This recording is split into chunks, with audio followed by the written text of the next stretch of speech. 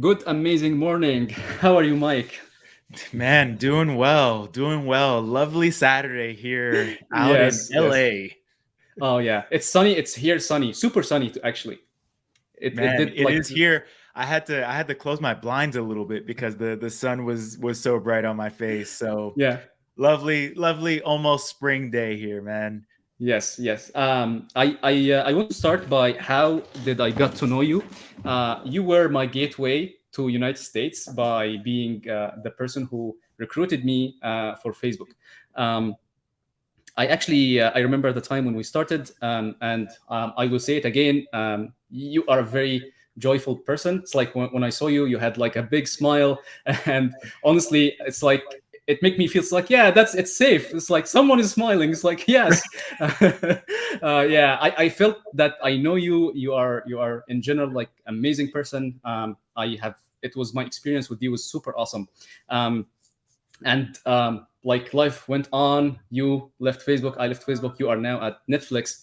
And it was pretty interesting because I have heard and read a lot about like Netflix and the way they hire and how they look into like the business in general. And I believe like did a couple of revolutions on engineering, hiring, business. It's like it's an amazing company when it comes to certain aspects. The other thing that really piqued my interest that you are actually a business person who is doing who is doing recruiting. So you need to tell me how does it serve you that you understand the business. And the other thing is, I saw that you hire for different places in the organization. How do you do that? It's like you understand, yes, you understand the business, but when it comes to the tactical level where you start hiring for people, how do you go there?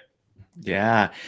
Man, it's interesting because I think the most important part to being a representative of a company is understanding what the company does, like truly at the fundamental levels, what a company's goals are. And if I don't believe in what the company or what a company is doing, um, how do I pitch that to someone who I'm recruiting, right? Because if I don't believe it myself, I'm lying when I'm trying to bring somebody in, right? Mhm. So I really, any move that I've ever made, I've always thought deep down, like, do I agree with this? Do I feel like I'm part of this? And if the answer is no, there's no chance that I'm going to want to go out and convince people to to come in. So that's my biggest thing. Is I think as a recruiter, you need to be a business person first, right? Like you need to understand the business. You need to understand who your business needs to succeed. And that's one of the things that we are, kind of taught at Netflix is like, hey, treat this company as if it is yours. Like, treat this company as if you are the CEO. Would you hire that person? Would you pay this person, X amount of dollars to do this work? If the answer is no, then we shouldn't do it. Right. So that's kind of the business aspect of it. And then switching over to what I've how I've shifted throughout my career and what I've hired for. Obviously, started off in the engineering space. I moved to LA in January of 2019 to work on the post production side of the business. So it was a big transition over to content, and I spent 6 months doing post production recruiting, and now I've moved over to hiring studio executives for our film team. So um, it's been quite the journey, and I pride myself on becoming as much of an expert as I possibly can in every single role that I'm recruiting for, right? My goal at the end of a process is always, and it's a high goal, but my goal always is, can that person who I'm speaking to, who I'm presenting this offer to, um, do they think I'm actually on that team? Do they think I'm actually in that role? So, from an engineering perspective, for instance, my goal is to be so deep that, and obviously I will never be as technically deep as an engineer, but I want to know the language. I want to understand how to speak technically, in technical terms, so that, and I've had it happen a couple of times where people are like, wait a second, you actually know what you're talking about. Like, are you an engineer or are you an actual recruiter? And like, that's my goal every time, because I don't feel like you can be successful in hiring for anything if you don't know in depth their world. Mhm. The shift from like engineering, which is hands on, slightly. That's my perspective. Engineers are slightly hard to like get into them. It's like understand what's going on. It's like when you start the conversation. I think it's slightly different from creative people. Yeah. How that's like on the human level, on the technical level, and that's it's like when you were talking. It's like, do you spend time learning the new language? It's like, is it you or is it the company? It's like, hey, we need you to learn that. It's like, so that's my two questions. It's like, the personal difference and attitude that you hire for Mhm. engineers, and the personal and like traits that you hire for creative. Yeah. The So I would say the first part, the conversations are very, very different. I would say engineering conversations are a little more black and white, whereas my conversations now, I can't even assign it a color, because it just goes right. So I mean, to touch on the second question here, it's all self-driven, right? Like, Mhm. and that's one of the things that I appreciate about the culture at Netflix, is no one's going to write this prescriptive, Okay. step-by-step process on how to be successful. My boss comes in and says, Mike, we're at point A, we need to get to point B, figure it out. Like, figure it out. I trust you. I hired you for a specific reason. I know that you are going to do what's necessary for you to be successful. And I'm here if you need me. I'm not, bringing you in and then dropping you off, but you need to be a self starter, Mhm. um, and just have this never ending thirst for learning. Right. And my and obviously this makes sense as we're on this call here. My recruiting style is Mhm. much more relationship driven than anything else, right? And Yeah, yeah. if I don't feel like you trust me, some other company is going to win, right? And Mhm. this isn't just building this false trust. It's like, hey, actually, like, I have your best interest in mind, right? Mhm. And um the lovely thing about not having a quota or anything like that to hire for, it's like, I can sit down and tell people, look, this role here that we're talking about, this one isn't the best one for you. Let's keep this relationship going. I will reach out to you when I've got that perfect one. And when you're able to make that match happen, like, it's such an incredible feeling, because I'm not Mhm. just shoving people into roles that may not be the best fit for them just for my own personal benefit to hit a quota, right? Mhm. I'm thinking business first, right? Like, is this the best fit for the business? Probably not, but I might have a role in a year that, that is a better Open up. fit. And Mhm. telling one of the toughest things as a recruiter is telling someone, great, this isn't the one, right? Or I Oh don't yeah. think this is the right one for you, right? Because you're essentially letting go of an amazing candidate.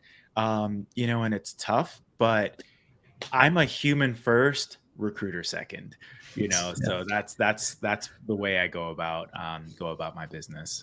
Yes. Speaking of human, beside the technical capabilities that you hire for, and of course, like being professional in everything, everyone comes with certain attitude, certain personality. That's the question that comes up a lot. I talked a couple of times in Egypt about I personally hire for attitude. I used to have my own startup. It's like it was super weird, and everyone was like critiquing my method, which is basically I interview people. The people the people who fail my interview, I give them a second chance. It's like, Mhm. hey, go study that and come back to me when you are done, and we will redo the interview. The people who comes back, it's like basically it's assuming you have like 10. The only people who comes is like two. That's the only people like two comes and it's like, hey, we are ready, let's do the interview again. I'm ready to hire them on the spot. Not for only the only thing I had, it's like that the reason is they are confident because after a crushing defeat you came back like a phoenix Yeah. basically. So the thing that I would ask you is like, I value resilience. That's my myself. I value resilience. I value when someone is the nothing beats them down. That's for me is a big Yep. win because it's like in business and at least in my line of work, there's lots of defeats and only one win. It's like it's always you get hit, bugs, issues, people shouting, people crying.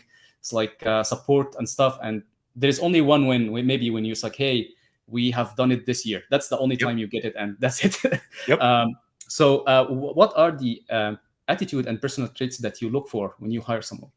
Yeah, I look for many of the things that you mentioned. I mean, I look for passion first and foremost, right? Because I don't feel I should probably trademark this, but I look for the intersection of experience and passion, right? Because you can have all of the experience in the world, but none of the passion, and that's going to be a problem.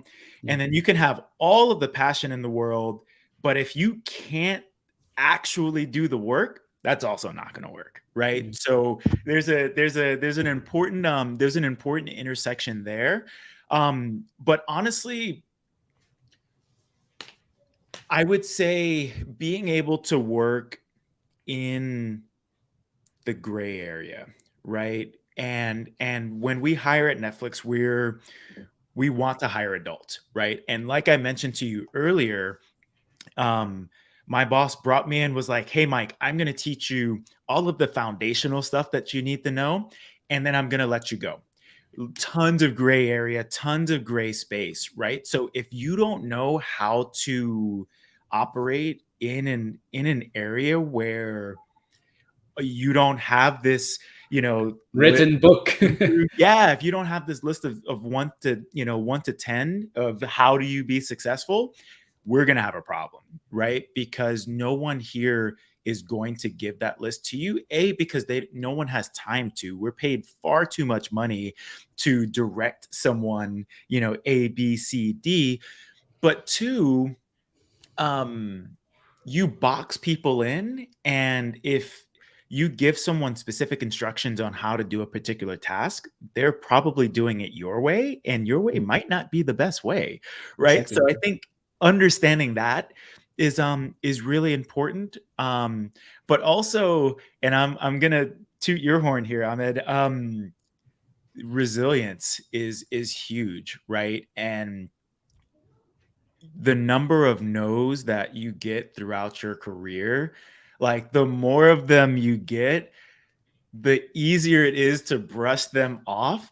And I Move on. literally remember the second time you and I connected, right? Yes. And Yes. like that showed like when your email, and I have goosebumps now, when your email came back into into my inbox, and I was like, dang, this guy's trying again. Like he is Yes. taking another swing at it. I had so much respect for you, that you hit this wall, you hit, this short defeat, and I'm sure you took that year to bust your ass just working and working and working. Like, how do I make myself the best version of me so that they see it as well? And obviously you came back the second time and absolutely crushed it. And like Yes. that honestly is a story that I tell so often, even what, 5 years, Yeah. 5 years now, 6 years. 5, 6 years, right? Yeah, yeah, yeah, yeah. Because it goes to show that truly, if you put your mind and your heart to something, like, you can make it happen. You just have to have some sort of plan on how you're going to show that, how you're going to showcase that. So all of those things, like, sure, can you do the work is an important, but I think smaller part of the larger should we hire this person or not puzzle.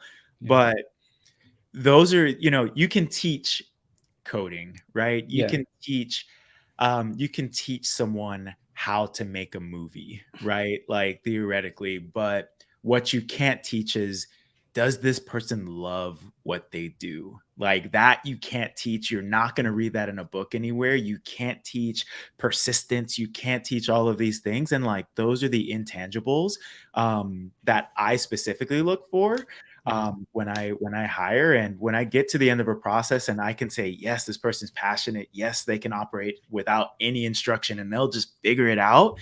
Like, that's the person that I want on my team, because even when the ground shakes underneath us, which it always will, this person will find some way to recover. yeah, yeah. What I hear from you is you are looking for someone to own their agency. It's like they are autonomous. They can take decisions. They can basically screw up and say it's like, hey, it happened again. Please, I need help here. This is sound interesting.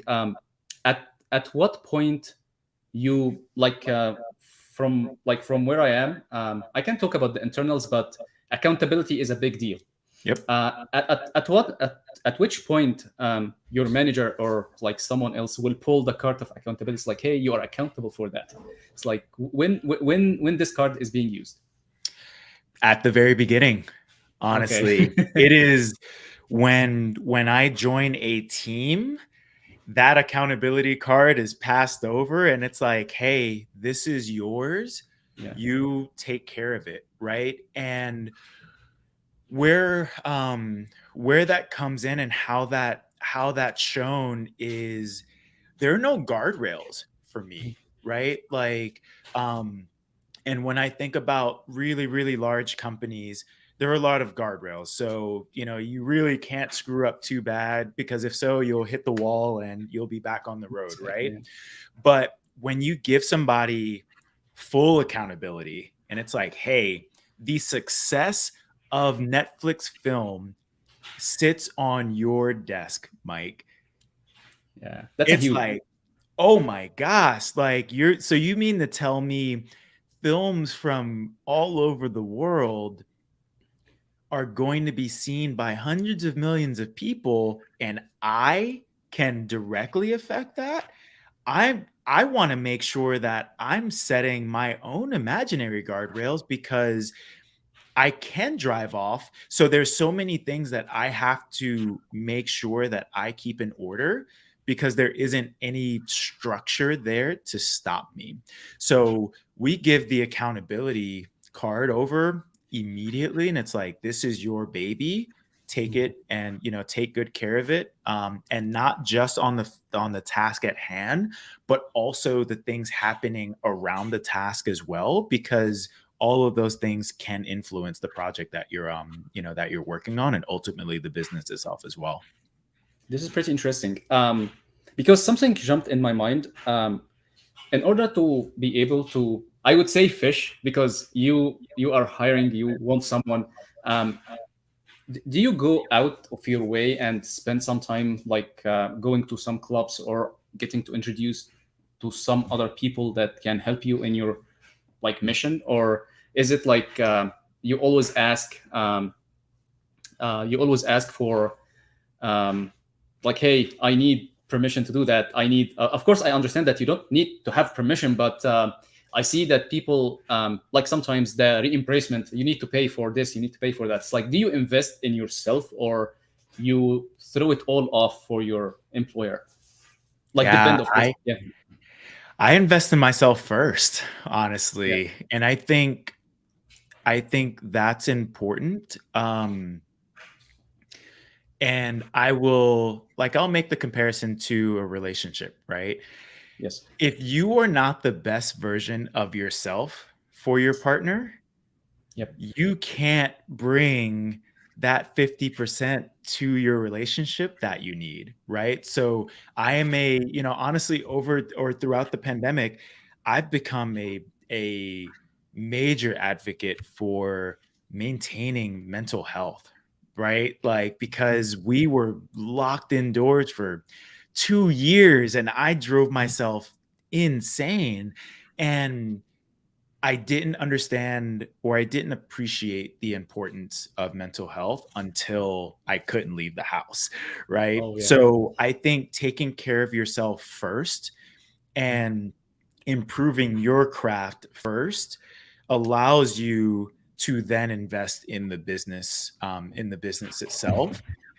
So honestly, Mike is first, and if Mike is the best version of Mike, then I can bring that person to Netflix, and Netflix is going to benefit by me being the best version of myself. So I love, have become an avid reader over the throughout the pandemic, reading like management books and understanding how to um, help influence and how to help coach, because and no one assigned me these books or anything like that. I went out and sought them on my own, because I'm like, okay, here's a level that I want to get to, and I need to invest in myself, so that when that time comes, I'm already in that, in that place and in that position, and again can bring the best version of myself to Netflix. So Mike is first. Yes. Netflix is second, but a very, very close second, because they allow for, this beautiful home that I'm in. So Yeah.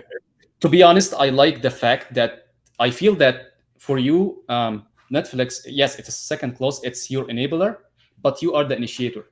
It's not the other way around. So practically, you are applying your own agency again to the Yep. like the point before. That's like, yes, I'm free to do whatever. I'm gonna do whatever, and you jump left and right, and that's honestly I like because. You mean there is no limits for whatever you want to do? It's like the sky is the limit, and you are actually practicing that. This is Yep. cool. Um, People are obsessed about machine learning and this kind of thing. This question came so many times: is um, do you believe that any aspect of your job will be automated, or this is just a far-fetched dream? Um, wow, that's a really good question. And honestly, if you would have asked this question 5, 6 years ago, I would have said yes. Like, oh my gosh, these robots are going to, Eat. send out all of these mass emails, and like they're going to get people. Um, I don't. I think we're so far off from it. Yeah. Sure, there are certain pieces of my job that can and honestly should be automated, but none of the people facing functions, right? Like, can I would it be really, really convenient for, after I finish speaking with a candidate, for my notes to be drafted up automatically? Absolutely. Like, I would love a robot to do that. I would love machine learning to be able to do that. But a machine will never be able to do what I do, going out to get coffee with somebody, right? To just network, right? To just sit down and have a conversation and learn about someone. That we are so far off from. I don't think we're close. I will say some companies will try, and I will say some companies who really look at just what's on paper first and foremost, and all of the other stuff second. Sure, it's going to be possible. But the best companies, I think there's no true substitute for the human aspect of what we do. I was actually about like you like lit up an idea in my head. It's basically um, the way you work, and that's my understanding, is you understand the business and you understand the person, and you do the matching in you. Yes, yeah. So it's always you that do the matching, and this matching is on a level that's far far sophisticated than just like, ah, Ahmad knows this and they need that, and like let's put them. It's like, no, it's not like that. There's at least 500 reasons we should hire this person for that position, and it need all to be fulfilled. Some of them is stated, some of them are unstated, and you need to figure out which is which. And I believe, yeah, I believe it's fully that's my personal belief too. It's I believe that tools, there will be tools to enhance productivity, but Hmm. it will not basically eliminate the whole thing. I believe that people who go, um, tons of companies already do that. It's like the cold emails. It's like, hey, we have this position open. Da da da. Da. It's like, yes, yes, all this layer will disappear for some reason. Yes, because I don't see any sophistication in whatever they do. Not to Hmm. say that it's difficult. It's repetitive, and the machine learning works on that. So Hmm. the I think it's this layer called sorcerers or something like that. That basically they look into the CVs. It's like stuff. It's like, hey, we will talk to that person, not talk to that person. So that's so cool. Um, the that's I like artists, so I have lots of friends who basically do comics and stuff like that. Yeah. Um, I don't know if you know that, but Netflix produced like a couple of shows in Egypt. Hmm. They were a hit. Yeah, it was pretty cool because one of them is like it was kind of a childhood books for tons of people, and it made everyone happy that this is coming to life. This gave hope because like this kind of art in Egypt was like kind of under the rug. No one think it was like, the books and stuff, like, comics, Hmm. that's like, yes, you can have fun, that's for kids. But when Netflix came and spent that money, it's basically interesting. Even Netflix dubbed it into multiple languages, and it's available like everywhere, so everyone is happy that part of our culture is like going out there. Yeah. This is coming from Egypt. Hey, the artist, the director, everyone. Um, so the question now is, it's like for some people, like I don't know. I'm not an artist, so I don't know. So the question came in as, if artists want to reach out to Netflix. Um, it seems that you know much about that because you are now hiring executives. Who in Egypt they can reach out to? Who can help them? Basically, if they have something produced already, what should they do? Um, how can they pique Netflix interest to look into Yeah. their stuff? It's a great question, and it's honestly probably 90% of the messages that I get via LinkedIn daily is how do I get my project here? And um, the thing is, and the way that all of the major studios work, all of the major production companies work, you fortunately and unfortunately do need representation, right? A professional basketball player isn't going to sit down with the New York Knicks to say, "Hey, you guys want me?" No, that person talks through an agent, and an agent presents them to one team and then to another team, and that's what an agency is there to do. So what, to the listeners, I would say, if your goal and eyes are set on Netflix, you're looking too small, Yeah. right? Because what you should be doing is getting it to the hands of any studio or any production company who is interested in your project and making it happen. Because Netflix is just one company, right? But if you get that project in front of the eyes to someone at HBO and Hulu and all of these different companies, you're just giving yourself more opportunity for your work to be seen. Um, the way it works here in the U.S., and I'm not as familiar with it outside of the U.S., you need representation, right? You need an agent to take your work in and say, "Hey," when a studio comes to me and says, "Hey, I'm looking for this particular story," that agent can say, "Oh, you know what? I've got this thing that someone sent me maybe a year ago, right? I think I've got what you're looking for," right? Instead of you running around, you know, building Trying to to sell your building, work. country to country, Yeah. saying, "Hey, do you want this story?" And what people don't realize most times is studios have slates that they have to plan for, right? So let's just call it theoretically for 2025, right? we have, this theoretical studio has, two action movies, one romance, two documentaries. And we're like, oh my gosh, we really need this horror story. We're not going to bring another action movie in, no matter how great it is, because we are working towards building out this slate that we are looking at on a board, and we're like, okay, we have 6 films for this year. We've got 2 action, so on and so forth. We're missing that thriller or that horror movie. We're Mhm. not going to bring in another action movie because it doesn't fit that slot. We're not just taking in great stories and telling them. We're trying to tell great stories in a bigger story, and that's how we think about things. So long answer to the question, definitely seek out representation. I know in some places, in some cases, that does mean that the agency does take a cut of what your work is, but again, in the professional sports world, your agent gets paid as well. So Oh yeah, of course. you've got to you've got to spend some to to get that exposure. But the lovely thing is, once you get that exposure, and if your work is truly incredible, then your work starts speaking for itself. But to get off the ground, you need someone who has the relationships in the industry to get you in those doors. This is cool.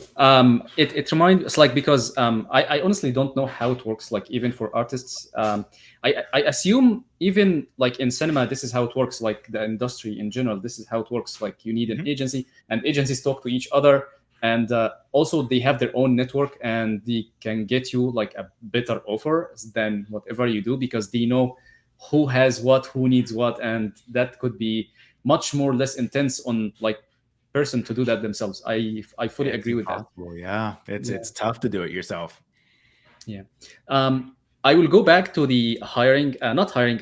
Now you hired someone. I know that Netflix is happy when people go and try to sell themselves and come back and negotiate, Mhm. because it's that's been mentioned hundreds of times that managers at Netflix push people to, hey, go have interviews and come back with offer. We will top that offer. Um, isn't that disruptive, and like it makes the teams unstable, or like what do you think? Because my expectation is we have a team, we have a budget, and basically when someone do that, it's basically it screw up the whole budget. It's like now we need to talk to managements like how this is managed, because it needs like lots of response, quick response from the whole organization. It's like, hey, Ahmad decided to have an interview and he's coming back, how can we counter offer that? Yeah. So where I think the important piece is making sure that we're coming to the table with a top of market offer out of the Mhm. gates, right? Okay. So based on our research, and let's just use theoretical numbers here, if the top of the market, like if the most money that Mike can make in the market today, based on our research, based on the data that you've brought into us, and from the data that we've seen and had from other candidates, if the value of Mike is 500,000 per year, right? We're going to pay that 500,000, right? Mike should not be able to go out and get a better offer anywhere. So that's where we're coming to the table. Now, if let's say for instance, we are encouraged to interview externally, right? And not just for like compensation purposes, but also we want you to know what else is out there and you still choose to be here, right? Oh, And okay, yeah, yeah. I think that's so important, because when you're Confidence. locked in, Yeah. you're looking through the window like, oh man, well, what's that over there? I have plenty of conversations all the time, right? Because I want to know there is no harm in understanding what else is out there in the market. So Mhm. we're encouraged to do that so that I can truly say I know what else is out there, but I still want to be here at Netflix, right? So Yeah, like that's powerful.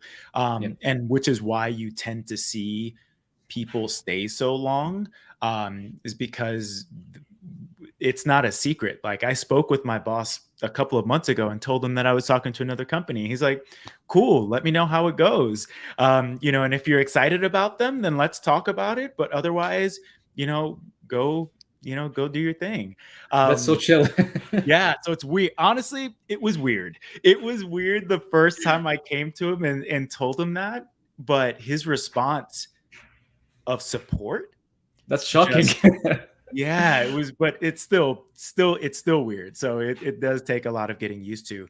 Um, but no, so you really shouldn't be able to go out and find a company willing to pay you 700,000, right? Because if so, then our data is completely screwed Yeah. and we need to go back to the drawing board and say, "Oh, where did we go wrong?" Right? Mm. So we set the bar high and try to meet that bar as close as we possibly can. So in theory, there really shouldn't be a company that is willing to pay you 7, because if so, then we hopefully should have that data to support that. Mm. And if we do happen to find that data, even while you're here, we're going to move you up there without you having to come to us and ask. Ah, okay. Right. So that, that's one of those things. And we do an annual comp review every year where our teams go out and and do all of this comp analysis and comp research. And if we can say, hey Mike, your 500 actually, like, throughout all of our interviewing and all of our research, like, your market has actually gone up to 575. I'm going to get bumped without me having to explicitly ask anybody, or without me having to go do the work to interview and get, this offer in hand. That there are teams working on that in the background, that bring that data to us. And if I don't agree with the data, then at that point it becomes on me to say, hey, I've seen or I've heard, or hey, I've gotten this offer that shows that the data is incorrect for me personally. Then let's have that conversation. But it's never one of these like, ooh, Mike's asking for more money, like, no. Mm. Because our comp philosophy is very straightforward, very public, and we strive to land on the nose as much as often as we can. Yeah, yeah. There is book about it. It's like I think the CEO released a book. It's like yeah, it's like it's not a secret. It's like everyone knows that. Oh, yeah. It it's a pretty interesting. In that case, how do you consider? It's like, for example, if someone is going out and doing those interviews. On the other hand, if someone doing that to Netflix, someone like tons of people coming in to do interviews so they can have an offer and to get like a counter offer from their companies, Mhm. isn't that like bad? Like it wastes engineering time or the like team's time interviewing other people, or that's part of the business? I would say, I mean, it's Silicon Valley, Yeah, honestly. Like, it's one of those things that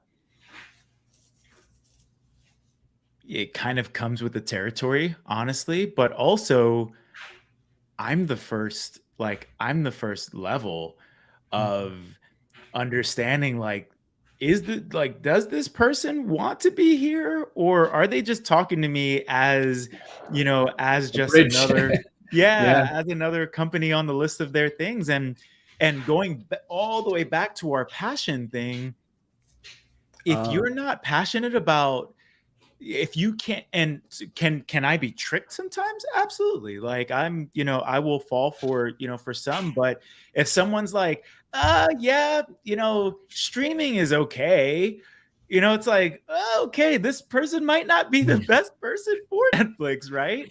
yeah, But if someone can sit down and say, hey, like, I believe in streaming, like, streaming is the future, so on and so forth, and I can get to a point where I'm like, actually, like, this person is passionate, then that's someone that I would move forward, to speak with the rest of the engineering team.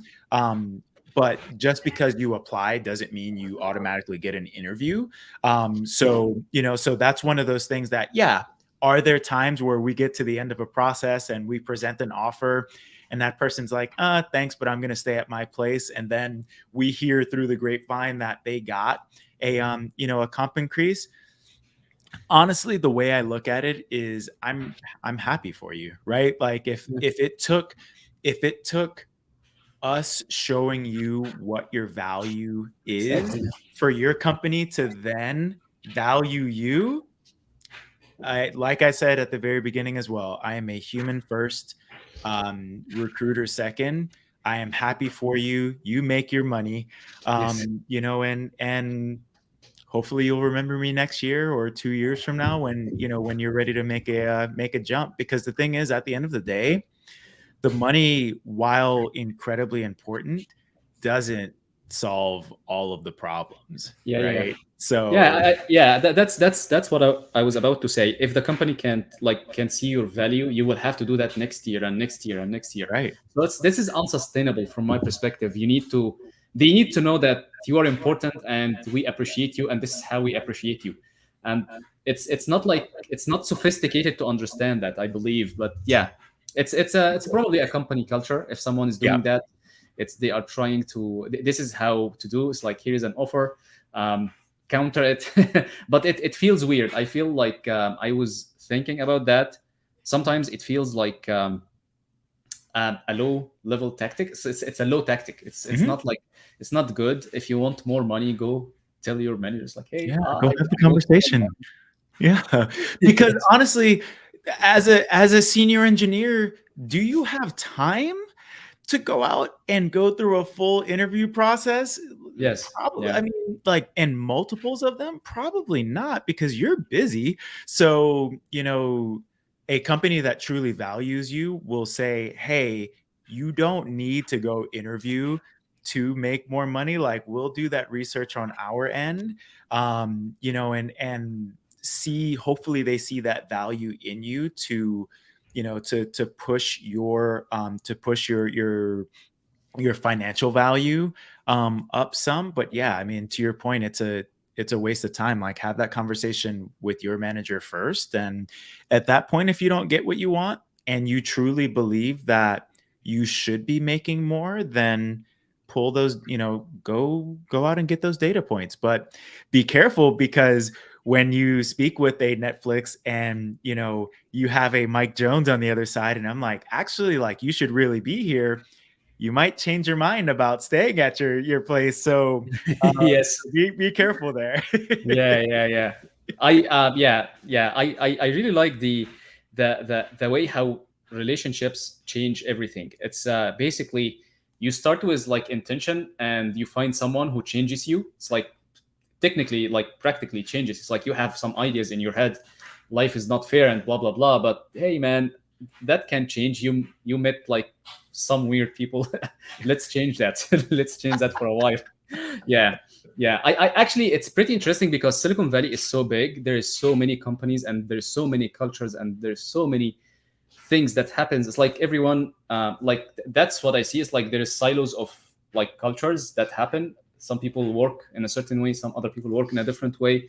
And I believe yes, it's about how are you going to change the hearts and minds of people who is coming through your door, which is pretty interesting, because you are one of the successful people that I know, that you always do that. You talk to people, you either read that it's like, hey, this person is not gonna work with me. It's like, that's not gonna fly. And with other people, you pick them up and you push them to places they like expect. It's like, yeah, it needs someone else to see your value to push you to that place. um, I have another question. For me, I understand the value of that question. It's basically, for engineers, how important it is their social profiles like GitHub, LinkedIn, and the professional kind of networks. I It's would like, say very important. mhm, And here's the reason why. Lazy recruiters, that's where they go. You know, that's the first place, and many times the only place that they go, uh, right? So if you aren't represented well on LinkedIn, if you aren't represented well on GitHub, an unskilled recruiter won't know how to find you, right? uh, So yeah. so I would say those are probably two of the most important things. I speak with I actually had a session a couple of days ago with some high school students, and I told them, hey, if you don't have a LinkedIn resume right now with an actual serious picture, with something that details the work you've done, let that be the first thing that you do after we hang up off of this video call, right? Because that is that's your brand, right? That is your brand. And if people aren't able to find you, you don't know what else is, you don't know what you're missing out on. And, let's say for instance, right now you're looking for a new job and you're going out and sending off these applications and all of these things. Sure, that's one half of it. But the other half, let someone else do the work for you. Let someone find Yes. you, right? Like, Yeah, yeah. so it's one of those things where it's like you're giving up free labor by Exactly. not allowing someone to land on your profile Yeah. and find you. So take a couple of hours, make sure, I mean, hell, take your take your LinkedIn profile and copy and paste it to your resume and make it pretty, or vice versa. Like, it doesn't have to be super special, but Mhm. it has to tell a story about who you are. Mhm. Maybe reflecting some values, stuff that you are interested in, and I think that shows in things like GitHub and stuff like that. Um, yeah, I see your point that sometimes LinkedIn is a pretty nice gateway for, it's like if you have like a search engine optimization for your so they can basically find you and hire you, maybe stuff like that. The next question, that's from me. We both worked at Facebook, and it was, everyone was crazy about the Oculus headset. um, like, what do you think will happen with the future of like metaverse? It's like, do you think hiring will still be the same, or you will have to extend and be in more international, like because you will fly in the metaverse to Germany to hire more people, or how do you think about it? Wow, that's a good question, especially being a couple of years away from Facebook now. It's honestly kind of exciting for me, to be honest. I think that, like, inner, like, nerd in me is like, I would love to be able, like, honestly, if we had this conversation in the metaverse, right? And Yeah, yeah, yeah, instead of me looking at my screen and you looking at yours, we were sitting in a room.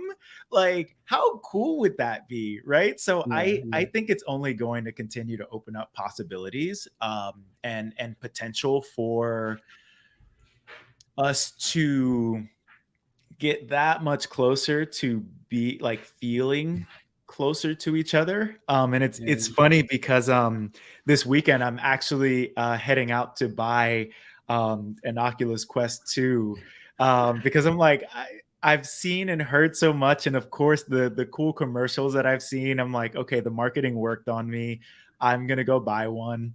But I think it's just another way to connect with friends, family. But on the professional side, I think it just gives you another opportunity to just get a little closer. And I do believe that as the world continues to move towards this virtual, and by virtual, like video world, I can see eventually interviews heading down that path. But honestly, I would love to try it. Yeah, a, yeah. a virt- I an Oculus interview, right? Like, yeah, yeah, yeah. It's pretty interesting because when you think about it, it's software is not limited by borders, and this one specifically can work successfully, but it needs some pieces. It's like there's some missing pieces that makes it a little bit difficult to break through. And I believe once this happen, it will be pretty interesting. Most important thing when you buy the Oculus, don't buy land in the metaverse. It's Yeah. very expensive. Hey, it's whether in the metaverse or not, land is expensive everywhere, apparently, right? Yes. Yeah, exactly. Yes, yes. Just go there, have fun, and come back. Don't stay there. Yeah. Yeah, that's awesome. I have two more questions, and I will let you go because I know that we are pushing too much. Um, I understand the concept of unlimited vacation. When I grew up, I knew that to be responsible means that you know how to finish your work, how to take time off, how you know your own campus, and you know that, oh, I need some time off so I can keep going. Um, to be honest, I've never seen anyone talk about the unlimited vacation. Is it abused? Does people abuse it at like Netflix? Does it work? Is people happy? Like, what is the consensus like generally about that? Yeah, I personally haven't seen anyone abuse it. Um, because if someone is abusing it and their work isn't getting done, then an adult should be able to say, hey, I've taken 4 months of vacation this year, but I haven't gotten any of my work done. Like, that's probably a problem. So, someone should be able to identify, okay, I took the unlimited thing too Too far, much. right? Yeah. So, it means take the time and all of the time that you need to reboot, right? To be you, to take that time off, because the time, honestly, and I've told many people this, your time off is almost just as important, if not more important sometimes, than your time on, right? Yeah. Because a burnt out mic is pretty much worthless to a company, right? Mhm. And then a burnt out mic is also worthless at home and all of these things as well. So it's a Yeah, trickle it's down. miserable. It's a Yeah, miserable everywhere. It's like awful. it's it's not a good place. Yeah. No, so I'm sure people have abused it, but the abuse of it shows up in the lack of work being done, right? Because your workload doesn't change, right? You still have your point A, you need to get to point B. Sure, you might not get it done. I mean, you still have your timelines, you still have all of that stuff. So, for instance, me, when I go, when I go on vacation, which has been a huge push for me to actually take the vacation, because Mm. that's a tricky part about it, right? If you don't have a number of vacation days to subtract from, you sometimes tend not to take it. So there were Um, many times that I was actually pushed out of the office, and my manager told me, no, you're going to take more time. I need you to recharge. And that was a big, that was shift. mind Yeah. blowing. Yeah, mind blowing for me.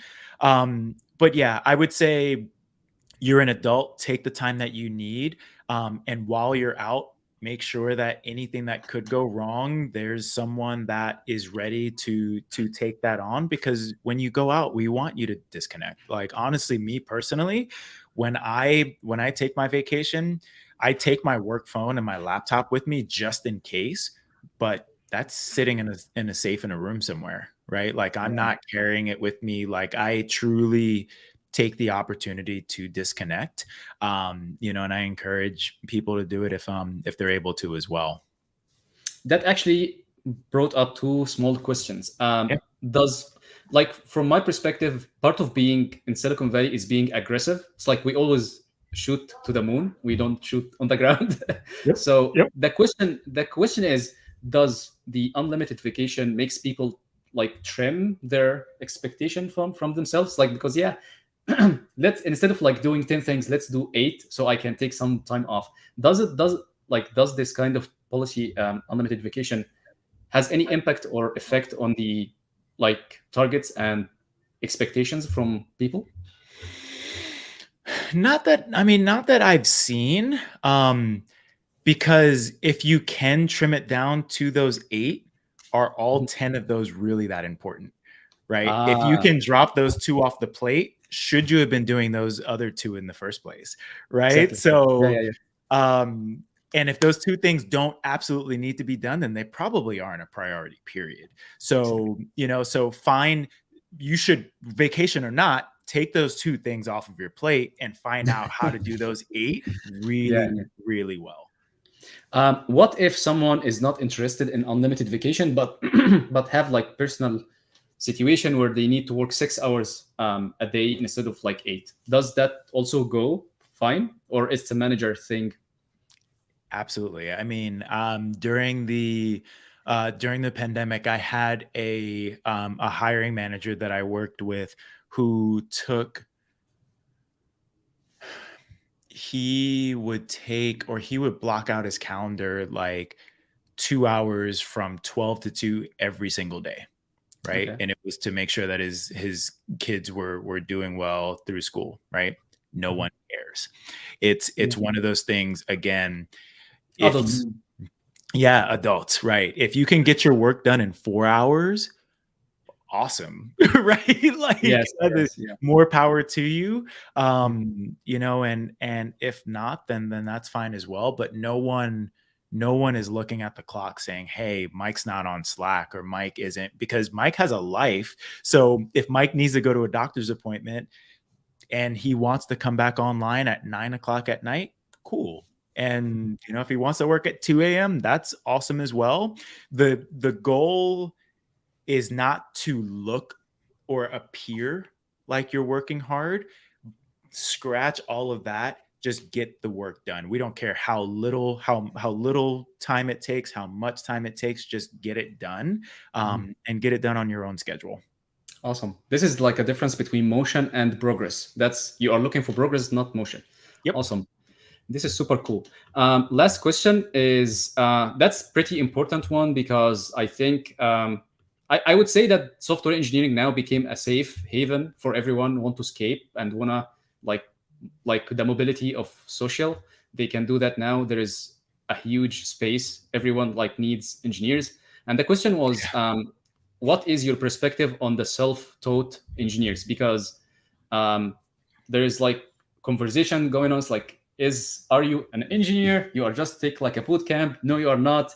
I have spent 4 years at the and there's like this whole messy conversation. I can give my take, which is for me, anyone who can get the work done is qualified, and that's it. But I'm really interested to hear it from you.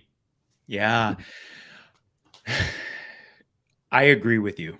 I don't care whether someone dropped out of high school and they're an incredible engineer. If you're an incredible engineer and you can get the work done, then you deserve to be on a team somewhere, right? The challenge is being able to showcase your work, Mhm. right? And it's crazy. I was laying in bed, thinking about this last night before this session, and I equate it to being a photographer without a portfolio, Oh yeah, right? yes, You can tell everybody, I am the best photographer in the world. And they're like, oh my gosh, let me see your work. And you're like, I don't have any to show, but let me show you, pay me a couple $100,000 and I'll show you. No one's going to take a chance on that photographer, right? yes, But, yeah, yeah, yeah. but um, and I mean GitHub, and you would know far more ways to showcase your work, from an engineering or technical side, but you've got to be able to show something, whether it's an app you built, whether it's a company you've built, whether it's GitHub commits that you've done, whether it's coding championships or whatever it may be. You've got to, if you are self-taught and college isn't your thing, which honestly, it doesn't have to be everyone's path. Like, that's okay. Um, you've just got to be able to showcase your work somehow. Yeah. And so that would be my big tip there. Just figure out how to get your work into the world. And I will say that recruiters are getting smarter when it comes to finding coding competitions, and going through that list and reaching out and finding those people. Mhm. Looking through GitHub, like GitHub was a favorite sourcing spot for me, because I would go on there and just see, I would look for the people that were committing the most, because what that meant was either they were doing this stuff in their free time, or I mean, maybe they were doing GitHub commits for for their organization, but like, this person's active, this person loves this person loves what they do. So I personally used GitHub and coding competitions as a as a source of finding Good finding talents. great candidates as well. So so just find a way to showcase your work. That's super awesome. We are at the end. Usually, I leave the floor open. If you want to say anything, you have like a couple of minutes. Yeah. I mean, to everyone out there, don't, I mean, I would say get used to the no's. One, two, every no gets you that much closer to a yes. You can do it. You can make it happen.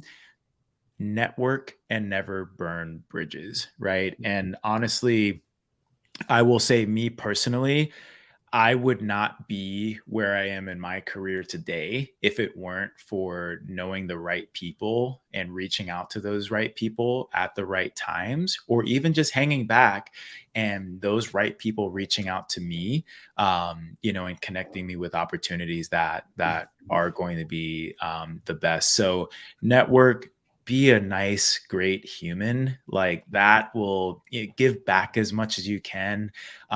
Being a great human will solve most of your problems for you. So keep swinging at it. I didn't know what recruiting was 10 years ago, didn't know what a recruiter did, and honestly had no idea what an engineer did as either. And I was able to, with the help of many around me, was able to achieve quite a bit. But even though I'm sitting at this great company, like, I'm not going to stop pushing. So I encourage everyone not to stop as well. Invest in yourself, invest in those around you, and be a good human, and everything will be good. Awesome, awesome. I really appreciate the time and your company. It was awesome. I'm really happy that we connected back. We connected Absolutely. back again. It's awesome. And yeah, I hope to see you in a super awesome place in the next time we talk. Let's do it. And Yes, let's not leave 2-3 years before the next time we chat, man. of course. Yes, of course. Yeah. Have a great day, Mike. All right, Enjoy. bud. You too, man. You too. Bye.